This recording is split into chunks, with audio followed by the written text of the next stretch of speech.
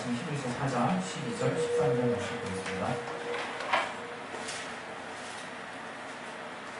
히브리서 4장 12절 13절 말씀.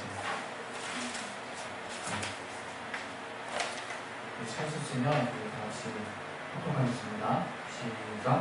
하나님의 말씀은 살았고 운동력이 있어 좌우의 날선 어떤 검보다도 예리하여 혼과 영과 빛, 감찰과 볼수를 찔러 쪼개기까지 하며 또 마음의 생각과 뜻을 감찰하더니 지으신 것이 하나라도 그 앞에 나타나지 아니하고 없고 오직 만물이 우리를 상관하신 자의 눈앞에 벌거벗은 것 같이 그러하느니라.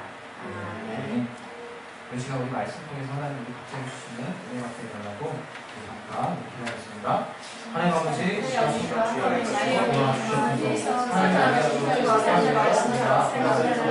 은혜 받으시고 또 우리에게 또 우리 말씀 통해서 하나님 깨닫으신 말씀을 주시고 아버지 도와주시고 아버지 성령께서 우리와 함께하셔서 우리가 하나님이 우리에게 주시는 말씀 무엇인가를 분명히 깨달을 수 있도록 아버지 역사해 주셨소서. 충만해 주시고 하겠습니다. 아멘. 우리 기독교의 신앙은 계시의 신앙입니다. 이제 요약에는 너무 확 초월해버리는데 계시의 신앙이라고 하는 것은 하나님이 자신을 직접 드러내시지 않고는 도무지 우리가 하나님을 알 방법이 없다는 걸 말하는 거예요. 그래서 하나님이 자신을 현현 나타내셔야만 우리가 하나님을 볼 수 있고 알 수 있다는 거죠. 그러나 다른 어떤 많은 또 종교들도 나름대로의 어떤 계시라고 하는 것들을 지금 주장하고 있고 표현하고 있어요. 그러면 우리 기독교가 알고 있는 계시의 신앙이라는 것은 무엇일까? 그것은 하나님이 우리에게 말씀하신 분이라는 거예요. 말씀하신 분. 하나님이 어떤 뭔가 형체로 이렇게 우리에게 나타나시는 것이 우리의 믿음의 최종 모습이 아니라 그분이 태초 이전부터 말씀하신 분이요, 또 우리 인류와 관계돼서 인류가 거할 수 있는 천지를 창조하실 때 말씀하신 분이요, 그 말씀으로 또 창조하신 분이요, 또 우리가 만난 그 예수께서도 말씀이 육신이 되어서 우리 가운데 임하신 바로 말씀이신 분이다 하는 것을 우리가 정말 예수의 신앙 안에서 분명히 발견을 해야 돼요. 그래서 여러분이 신앙생활할 때 말씀이 도대체 어떠한 위치를 차지하는가에 대해서 얼마만큼 내가 알고 있느냐가 또 여러분의 신앙에 또 잘되고 못되고의 척도가 되기도 합니다. 그 말씀은 사실은 일반적으로 어르신의 말씀도 말씀처럼 들리고 또 그냥 우리가 존경하는 분의 말씀도 똑같은 한국 단어 말씀이라고 나와 있잖아요. 그러나 요한복음 1장 1절에 태초에 말씀이 계시니라 할 때 그 말씀을요, 헬라어로 돼 있을 때 로고스라고 표현을 했거든요. 그게 헬라어 그리스 사람들의 어떤 철학 용어예요. 그런데 그 로고스라고 왜 그런 표현을 썼을까? 그것은 바로 말씀은 말씀인데 소리가 아니라 또 어떤 우리가 일반적으로 알고 있는 교훈이 아니라 뭔가 인격적이라 이거예요. 뭔가 하나님의 말씀이 살아있다 이거죠. 살아있다 이거죠. 그걸 이 땅에 있는 언어로 도무지 담아낼 수 있는 용어가 없었어요. 그래서 그리스 사람들이 이걸 로고스라고 하자, 로고스라고 하자 해서 명명된 게 하나님의 말씀을 로고스라고 부른 건데요. 사실 그 로고스라는 단어 자체도 그 하나님의 말씀을 담기에는 상당히 부족하거든요. 그래서 우리가 하나님의 말씀을 이해할 때 어떻게 이해해야 되는가? 사실 오늘 같이 나눈 그 본문의 말씀에 그 말씀이 무엇인가에 대해서 대단히 좀 리얼하게 나와 있어요. 다시 한번 우리가 본문을 좀 주목할 필요가 있는데요. 이 말씀이 살아있다고 하는 거예요. 살아있다고 하는 거예요. 세상에 여러분 말씀이 살아있다는 말을 어디서 들을 수 있겠습니까? 어떤 어르신이 하는 말씀 딱 듣고 나서 무슨 영화의 어떤 한마디처럼 살아있네 이렇게 말씀하시는 겁니까? 그게 아니죠. 정말로 하나님의 말씀은 꿈틀꿈틀 된다 이거예요. 살아있다. 살아있다. 그래서 우리가 인격과 같이 대할 수 있는 거거든요. 우리가 신앙생활 잘하는 사람은요, 예수님이 하신 말씀을요, 그 말씀을 예수님과 같이 대하는 모습을 볼 수가 있어요. 우리가 예수의 말씀을 어떻게 대우하고 있느냐에 따라서 내 신앙에 어떤 영향력을 끼치나가 너무나 판명하게 달라지는 것을 우리가 상당히 많이 볼 수 있어요. 과연 여러분이 신앙생활하는 가운데 정말 하나님의 말씀을 내가 어떻게 받아들이고 어떻게 대우하는가, 그것이 굉장히 중요한 거거든요. 성경에 보면요, 예수님께서 제자들과 함께 백보문의 돛을 주무시고 계시는 사건이 나와요. 그때 막 풍랑이 막 일죠. 제자들은 그래서 그때 굉장히 겁이 났어요. 예수님은 너무나 그 막 풍랑이고 배가 흔들흔들 거리는데도 배꼽에 그냥 이렇게 머리를 대시고 주무시고 계십니다. 참 그 제자들이 죽을 위기를 막 겪는 거죠. 막 배가 흔들리니까. 그래서 예수여 우리를 돌아보셔서 급해서 제자들이 주님께 도움을 요청했습니다. 그럴 때 너희가 어찌 이렇게 믿음이 없느냐 하면서 바다를 향해서 말씀하시고 잠잠할지어다. 그때 바다가 잠잠해집니다. 바다가 바람이 하나도 안 불게 됩니다. 이것을 보고 제자들이 깜짝 놀랐어요. 도대체 저분은 어떤 분이지? 도대체 어떤 분이기에 이 자연현상이라고 알았던 우리가 인간의 통제의 영역을 벗어난 부분, 아무리 정말 내가 존경하는 분이라도 설마 그분이 말씀하시는 거에 절대로 관여할 것 같지 않은 영역이 굴복을 할까, 순종을 할까 너무나 깜짝 놀랐어요. 우리가 아는 것은요, 우리가 그건 잘 알아야 돼요. 만물 중에서 인간 빼고는 다 하나님의 말씀에 순종하고 있어요. 신기합니다. 만물 중에서 지구가 하나님의 말씀에서 붙들려 있고요. 여전히 똑같은 정확한 궤도를 통해서 여전히 계속 돌아가고 있고, 하나님이 그걸 베드로후서 3장 7절에는요, 그 말씀으로 정말 간수하신 바 된, 정말 그 간수하신 바 된 것이라고 말씀하고 계시거든요. 이 세상이 딱 멸망할 순간은 주님이 오실 때예요. 오시리라 말씀하셨잖아요. 그 말씀대로 예언이 이루어지는 그 순간에 지구는 체질이 뜨겁게 불타가지고 다 사라진다고 했어요. 그럼 우리가 이 땅에서 살 수 있는 유일한 이유가 어떻게 우리가 살 수 있는 거지? 더 본질 따져 올라가면요, 하나님의 말씀으로 이 지구도 우주도 붙들려 있다는 겁니다. 그리고 짐승들도 다 순종해요. 예, 그걸 우리는 흔히 자연의 법칙이라고 얘기하죠. 저는 근데 자연의 법칙치고는 너무나 철저하고요. 또 지난주에 어떤 친구가 그런 얘기를 하더라고요. 저도 그게 되게 신기했거든요. 어떻게 이 사람이 스스로 막 동작하고 있을까? 심장이 뛰면서, 예, 지렁이도 이렇게 꿈틀꿈틀 되잖아요. 여러분, 기계를 하나 만들더라도 요즘 나노 기술이 발전해가지고 요즘은 조금씩 이렇게 세밀한 것들, 움직이는 것들 만들지만요, 정말 생각을 해보세요. 어떻게 우리가 막 우리 예원이도 스스로 막 심장이 뛰고 걸어다니고 있죠. 너무 신기하지 않으세요?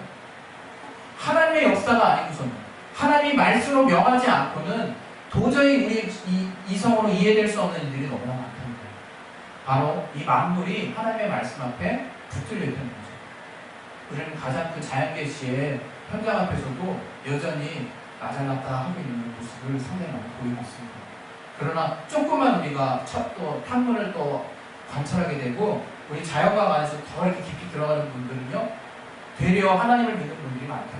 천문학자 중에서 우주를 연구하다 보면요, 예, 못하는 곡이 많다잖아요. 또 정말 저는 미국에 대해서 잘 모르지만 의학적으로 도저히 이제 할 수 없는 부분을 놓고, 예, 가돈이 노우 이렇게 쓴다잖아요. 그래서 정말 GOK 이렇게 쓴다고 그러잖아요. 우리 선에서 이제 끝났다. 정말 사실은 우리가 하나님을 인정하고 하나님의 말씀을 인정해야 되는 많은 것들이 이 세상에 있습니다. 그 중에서 그래서 우리가 이 교회 안에 있을 때 우리는 하나님의 말씀대로 살아야 되는 존재라는 것을 먼저 알아야 돼요. 그러나 또 예수 그리스도의 교회라고 하는 것은 무엇이냐? 그 하나님의 말씀 중에서도 바로 예수의 복음으로 붙들려 있는 곳이라는 것을 우리가 깨닫고 알아야 돼요. 예수의 교회는, 그리스도의 교회는 다른 것이 아니라 하나님의 말씀, 그 중에서도 예수께서 하신 말씀으로 붙들려 있는 곳이 바로 교회예요. 우리 교회의 성도들이란, 우리가 교회라면 하나님의 말씀을 들어야 사는 거예요. 여러분이 예수 믿기 시작한 뒤부터 우리의 신앙은 성장을 하죠. 조금씩 성장을 해요. 그런데 주님은 애시당초 정말 사도행전을 보면요, 베드로가 말씀을 선포했더니 그냥 바로 그런 얘기를 하네요. 제자가 3,000명이나 됐다고. 어떻게 우리는 제자가 될 때까지 시간이 걸릴 걸로 지금 생각하고 있잖아요. 근데 주님은 말씀하시기를 베드로가 설교를 했더니 3,000명이 제자가 됐대요. 그 제자가 도대체 뭘까? 예. 예수를 만난 순간 나의 삶을 완전히 내려놓는 거예요. 뭐냐? 이제 나는 하나님의 말씀에 의해서 살겠다 결정하는 것이 바로 침례고, 내가 내 주님 뜻대로 살겠다, 내 뜻대로 사는 게 아니라 하나님의 뜻대로, 하나님이 말씀하신 대로 이제 살겠다라고 결단하고 결정하는 삶이 바로 크리스찬입니다. 그래서 그리스도인이라고 하는 것은 무엇이냐? 그리스도의 말씀에 따라서 철저하게 순종하며 그 말씀만을 향해서 나아가는 자가 바로 그리스도인이에요. 그래서 우리가 참으로 예수를 믿는 자고 그리스도 안의 교회라면 어떠한 신앙생활을 감당해야 될 것이냐, 복잡하게 생각할 필요 없어요. 교회 안에서 여러 가지 우리가 풍성해져야 될 것이 있고 채워져야 될 것도 있고 또 하나하나 우리가 갖춰나가야 될 것도 있지만 그 무엇보다도 우리 예수만 중심으로 우리의 삶을 이뤄나가면 돼요. 저는 누구에게도 그런 말을 했습니다.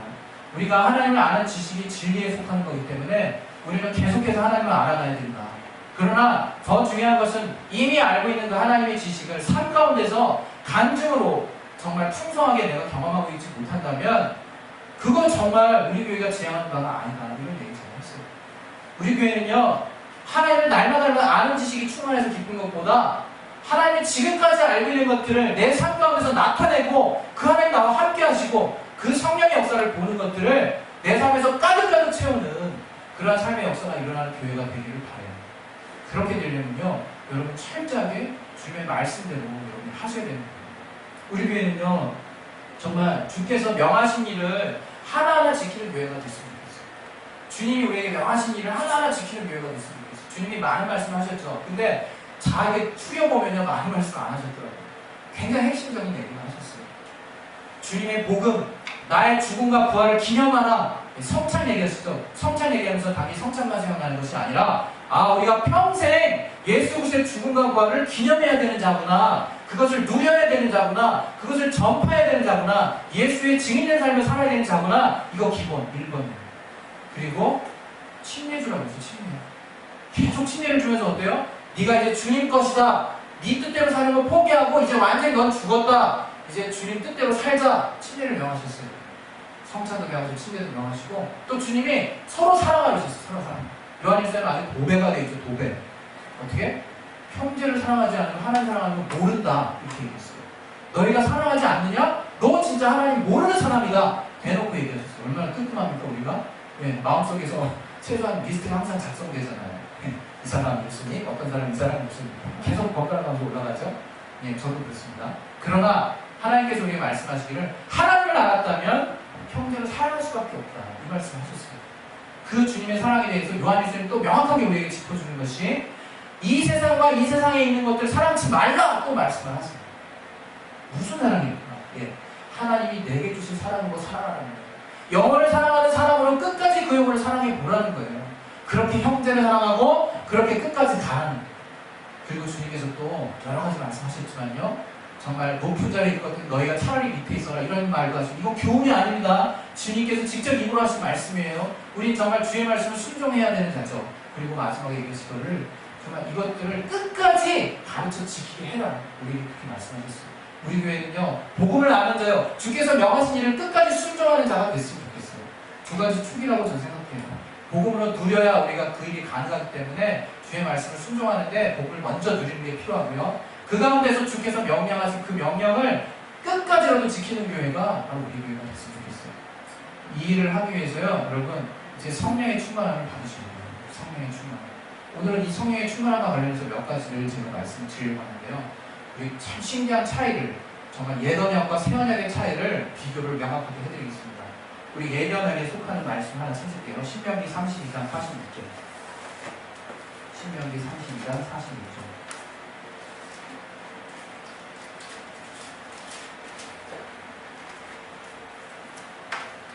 네, 우리 한번 찾으셨으면 읽어보겠습니다. 신명기 32장 46절. 이거는 모세가 정말 율법을 선포하고 또 저가 또 정말 가나안에 입성하기 전에 저는 못 갔죠. 그곳에서 마지막으로 그 백성들에게 하나님의 말씀을 다시금 생각나게, 다시금 깨닫게, 다시금 새롭게, 다시금 반복해서 명령을 내리는 장면 중에 나오는 부분인데요. 같이 한번 읽겠습니다. 시작. 그들에게 이르되 내가 오늘날 너희에게 지시한 모든 말을 너희 마음에 두고 너희 자녀에게 명하여 이 율법의 모든 말씀을 지켜 행하게 하라. 이렇게 주님 말씀하셨어요. 예, 이 말씀 들으니까 막 비장해지죠. 그래서 막 하고자 하는 마음이 들죠. 이스라엘에서도 마찬가지였어요. 그러나 이스라엘의 정말 역사는요, 구이부터 타락으로 막 가거든요. 아시죠? 사사기가 왜 생겼습니까?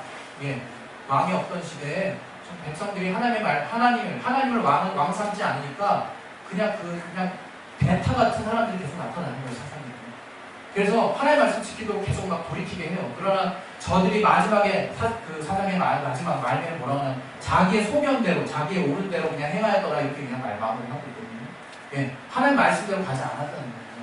그러나 신명기 말씀 분명히 뭐라고 말하고 있습니까? 예, 너희 마음에 하나님이 두라고 말씀하셨어요. 너희 마음에 두라고. 누가 두는 겁니까? 내가 그 말씀 하나님 마음에 두라고 말씀하시는 거예요. 그러나 신기하게 그 말씀을 받고 이스라엘 백성은 어떻게 갔습니까? 거꾸로 갔어요. 네, 거꾸로 갔어요. 신기하게. 그래서 주님이 우리에게 새 언약을 말씀하신 거예요. 우리 새 언약에 대해서 히브리서 8장 10절부터 12절 보겠습니다. 히브리서 8장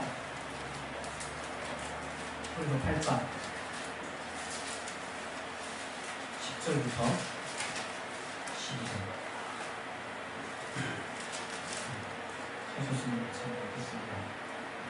시작.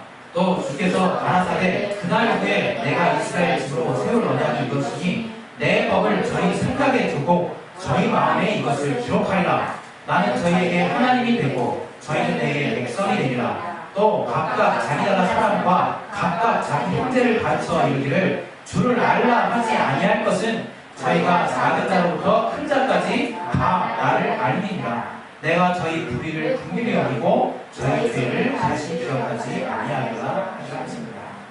이게 새 언약입니다, 여러분. 굉장히 중요한 말씀이에요. 내가 도대체 새 언약에 속한 사람인가, 옛 언약에 속한 사람인가, 내가 과연 진리에 속한 사람인가, 율법에 속한 사람인가 딱 구분하세요. 내가 성령의 인검을 받는 사람이 새 언약에 속한 사람이에요. 여러분, 마음에 두고라고 말씀하셨어요. 하나님 우리에게 마음에 두라고. 그런데 그걸 못해요. 우리가 해보니까 안 되더라고. 주님이 그래서 우리 인간의 의지를 포기하시고 작정하신 부분이 있습니다. 이제 내가 네 마음에 들어갈게. 이제 내가 내 말씀을 가지고 직접 네 안에서 역사할게. 이게 바로 성령의 사람이요, 신약의 사람이요, 약속의 사람입니다. 우리 힘으로 하는 게 아니에요, 여러분. 하나님 말씀 막 지키려고 애쓰다가 지치는 사람 왜 지치는 줄 아세요? 하나님으로 하시게 하지 않기 때문에 그래요. 그래서 저는 이 시간에 마지막으로 하나님의 말씀을 우리가 순종하는데 그 말씀을 누가 검처럼 사용하시느냐? 성령께서 검처럼 사용하십니다. 예수의 보혜사이신, 예수를 증거하시는, 평생 그 일만을 하시는 성령께서 검처럼 사용하시는 그 무기가 바로 하나님의 말씀이에요. 우리가 성령의 인도하심을 받는다고 추상적이 되는 만큼 내 신앙생활은 산으로 갈 수밖에 없어요. 왜? 이제 이 땅 신약 사람들은요, 내 마음에 성령께서 말씀을 주시고 내 하나님의 법을 성령께서 생각나게 하시고, 우리 마태복음 10장 19절 20절에도 뭐라고 말씀하셨나요? 관원과 재판장과 왕 앞에 설 때 무슨 말 할 건 너희가 고민하지 말라 그랬죠? 왜 그렇습니까? 성령이 그 시에 말할 것과 하는 것들을 마땅히 생각나게 해주십니다. 그것이 복음입니다, 여러분. 우리 힘으로 하는 것이 아니라 주님이 주시는 힘으로 하는 것, 주님이 주시는 말씀으로 감당하는 것이 바로 예수의 제자예요. 우리 교회, 예수의 교회는 그러한 주의 말씀을 따라가는 자들입니다. 그래서 성령의 인도하심을 받기 위해서 부단히 우리가 정말 우리 자신을 성령께 내어놓는 작업이 필요한 거예요. 우리가 해야 되는 일이 뭐냐면요, 주님의 말씀을 순종하는 것보다 더 먼저 성령께 나를 내어드리는 연습, 성령께 나를 온전하게 정말 편하게 쓸 수 있도록 내 상태를 만드는 게 더 중요한 겁니다. 내 신령이 도무지 성령의 역사하실 수 없도록 내 생각과 마음으로 까르지 않는 사람, 아무리 말씀 줘보십시오. 다 튀겨나갑니다. 다 튀겨나가요. 그러나 나는 아무것도 할 수 없지만 주여, 정말 내가 주님이 나를 통해서 일하심을 믿습니다. 주의 말씀 나를 통해서 일하심을 믿습니다. 그런 온전하게 하나님을 믿는 의지와 믿음을 가진 사람, 성령이 후원할 수밖에 없어요. 왜? 하나님께 하나님 말씀하시길 이미 기대하고 나를 통로로 만들었는데, 그런 사람 하나님 쓰십니다. 여러분, 내가 할 일이 무엇인지를 분별하세요. 하나님이 할 일은 하나님이 하시게 냅두셔야 되고, 내가 할 일은 내가 하게 냅둬야 되는데, 이제 내가 할 일은 무엇이냐? 막 철저하게 말씀을 지키려고 애쓰는 모습이 아니라 성령께서 일하실 수 있도록 나의 상태를 열고 더 믿고 더 나의, 그래서 여러분 염려를 버리라는 거예요. 염려를. 그래서 여러분 두려움을 버리라고 하는 거예요. 그래서 여러분 낙담하는 마음을 버리라고 하는 거예요. 왜? 그 마음이 벌써 닫히면 말씀이 못 들어가니까, 말씀이 역사하실 수가 없으니까. 그래서 여러분 신령 가운데 오직 믿는 마음이 들 때 하나님은 일하실 겁니다. 복음은요, 그래서 복된 소식이, 내가 한 일 하나도 없는데 하나님이 일해 주시기 때문에 늘 행복한 거예요. 늘 가볍고, 그래서 내 집이 하나님이 다 질러가시는 그 평안함이 있는 거예요. 제가 경험한 것은 그겁니다. 주 안에서 내가 경험한 것은 정말 진리로 자유한 경험입니다. 하나님이 정말 내가 해야 될 것들을 다 가져가셨거든요. 그래서 갈라디아서 2장 20절에도 이제 내가 사는 것이 정말 나의 나된 것은 내가 사는 것이 아니라 내 안에서 그리스도께서 사신 것이라고 바울이 고백할 수 있었던 이유는 정말 그가 그렇게 사는 삶을 살고 있기 때문인 거죠. 그래서 정말 이 마지막에 여러분에게 다시 한번 말씀드리고 싶은 것은 성령으로 충만하십시오. 예수의 보혜사인 성령으로 충만하셔서 정말 그 예수를 여러분 스스로가 전하려고 하지 마시고 오직 성령께서 나를 보증해 주셔서 내가 예수의 증인된 삶을 살려고 한다는 분명한 의지와 믿음을 가지고 있다는 걸 정말 그분께서도 지지해 주실 수 있도록 나의 심령을 온전히 주님 앞에 정말 내어드릴 수 있는 심령이 되시기를 바랍니다. 오직 예수께서 여러분의 주인 되시면 여러분의 문제는 문제가 아닐 겁니다. 분명히 깨달으실 겁니다. 주님이 여러분의 길 되신 분이기 때문에 예수 안에서 문제 들고 가면요, 하나님께 맡겨지기만 하면 그분은 일하실 겁니다. 우리는 그것을 믿는 거예요. 세상의 방법과 자기 신념과 내가 노력하는 어떤 쌓여진 경력과 뭐는 내가 갖고 있는 어떤 학력을 믿는 것이 아니라 하나님이 주시는 힘과 그분이 일하시는 그 능력으로 사는 자들이 하나님의 말씀으로 붙들린 정말 예수 그리스도의 교회요, 그러한 자들이 그리스도입니다. 할렐루야. 우리 시간 기도하겠습니다. 기도하실 때 정말 우리 삶에 이제 하나님이 그 구약의 이스라엘 백성처럼 우리를 그렇게 끌어가시는 분이 아니라는 거, 새 언약을 주셨습니다. 이제 성령께서 우리 가운데 직접 임하셔서 하나님의 말씀을 생각나게 하시고 예수의 공로를 깨닫게 하시고 하나님의 성령의 나타남을 통해서 우리 안에 은사를 충만케 하시고 그분의 능력을 그분 앞에 순종한 자들 앞에서 역사하시는 분이라는 것을 참으로 내 삶 가운데서 믿고 의지하고 드러내는 삶 살 수 있도록 도와달라고 우리 이것을 놓고 우리 예수의 한 번으로 기도하겠습니다. 예수여! 하나님 아버지, 정말로 역대해 주시고 도와주시옵소서. 우리가 참으로 성령 받은 자입니다.